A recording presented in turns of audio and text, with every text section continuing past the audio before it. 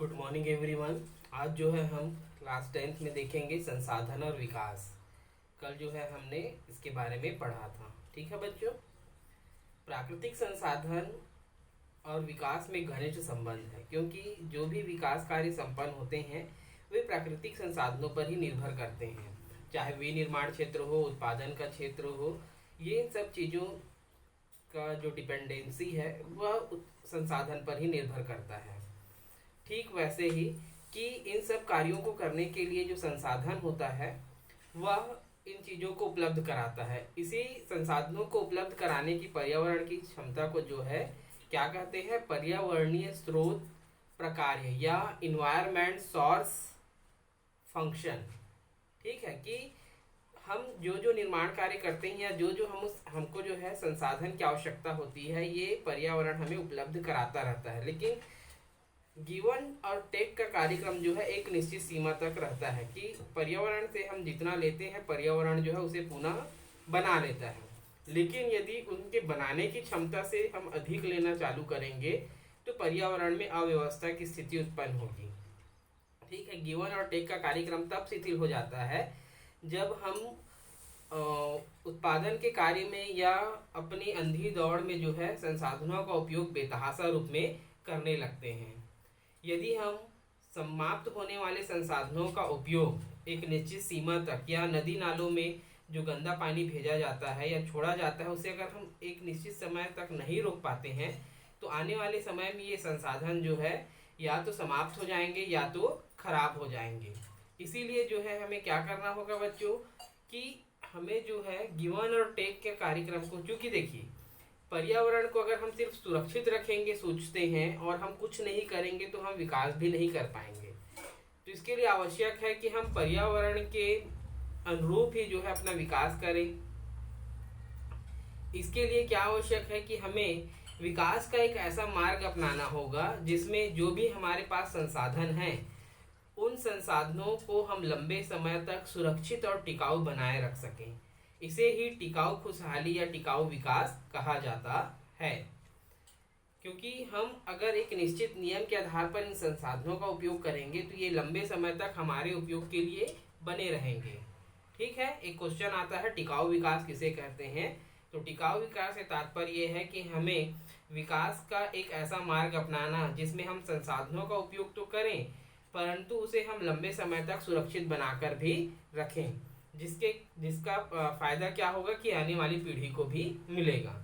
अब एक और बात आती है कि विकास और प्राकृतिक पर्यावरण के बीच जो है क्या हो जाता है, विरोधाभास भी उत्पन्न होता है। कैसे? जैसे कि मैंने अभी बताया था कि यदि हम पर्यावरण को सुरक्षित रखने के लिए किसी अन्य प्रकार का चीज नहीं करते हैं, किसी भी देश के आर्थिक विकास में वहाँ के उद्योग धंधों का महत्वपूर्ण योगदान होता है।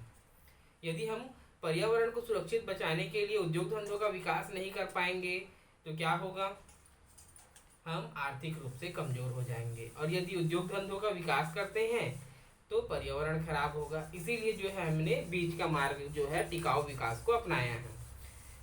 विभिन्न विद्वान हैं, विभिन्न वैज्ञानिक है, वो एक प्रकार की पर्यावरण की अवधारणा को मानते हैं जिसे सिंक कैपेसिटी या सिंक क्षमता कहते हैं।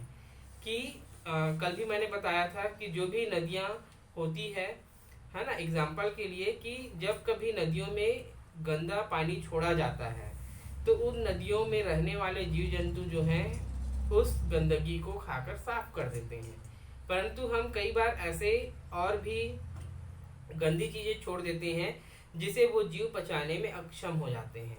जैसे कपड़े धोने का साबुन जो हम लोग इस्तेमाल करते हैं, कॉस्टिक सोडा जिसको बोलते हैं, वह बहुत ही खतरनाक और जहरीला होता है। इसे जीव जंतु पचाने में अक्षम हो जाते हैं और ये नदियों से होते हुए समुद्र में जाता है और समुद्र में ये धीरे धीरे इकट्ठा होते रहता है और बाद में ये वहीं पर जो है समुद्र के जल को खराब करना प्रारंभ कर देता है। तो नदियों में जो है क्या होता है कि एक प्रकार से जो जीव होते हैं वो सूक्ष्म जीव जो होते हैं नदियों के पानी को साफ करते रहते हैं। इसे ही सिंक कैपेसिटी या सिंक क्षमता कहते हैं। ठीक है बच्चों, एक और दूसरा एग्जाम्पल कि गांव में जलाने के लिए लकड़ी का उपयोग किया जाता है। लकड़ी के उपयोग के परिणाम स्वरूप क्या होता है, बहुत अधिक मात्रा में धुआं निकलता है, CO2। पर्यावरण में एक क्षमता तक जो है इस कार्बन को सहने की क्षमता होती है कि उसे एक लिमिट मात्रा में क्या करते हैं, सोखते हैं और उसके बदले में ऑक्सीजन देते हैं। लेकिन उस क्षमता से अधिक जब कार्बन डाइऑक्साइड का उत्सर्जन होता है तो धीरे धीरे क्या होता है कि वायुमंडल में कार्बन डाइऑक्साइड की मात्रा बढ़ती जाती है, जिसका परिणाम यह होता है कि हमको जो है मौसम में परिवर्तन, सारी चीजें जो है दिखाई देने लगती है। पर्यावरण द्वारा अपशिष्ट पदार्थों का प्रबंधन ही जो है सिंक कैपेसिटी कहलाता है। एक और क्वेश्चन आता है कि सिंक क्षमता या सिंक कैपेसिटी किसे कहते हैं? तो पर्यावरण द्वारा उत्सर्जित पदार्थों का अवशोषित करके साफ करना ही जो है क्या कहलाती है, सिंक कैपेसिटी या सिंक क्षमता कहलाती है।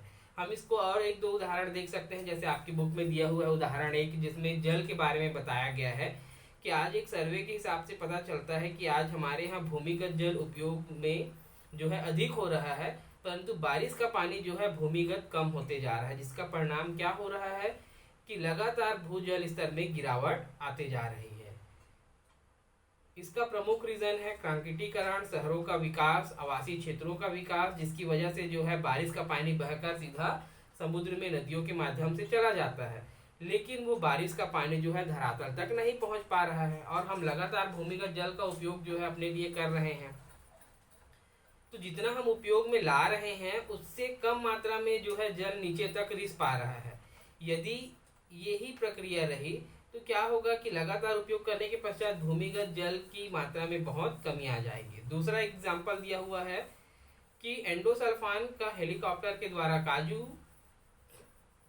में कीट लगने के कारण जो है एंडोसल्फान का छिड़काव किया गया था, जिसका परिणाम क्या हुआ था कि लगभग 25 वर्षों तक उसका प्रभाव देखने को मिला था कि वहाँ के कृषि कार्य और वहाँ के आसपास गांव में रहने वाले पंचायतों ने यह शिकायत की थी कि लगातार जो है उसकी वजह से जो है खेतों में समस्याएं उत्पन्न हो रही है।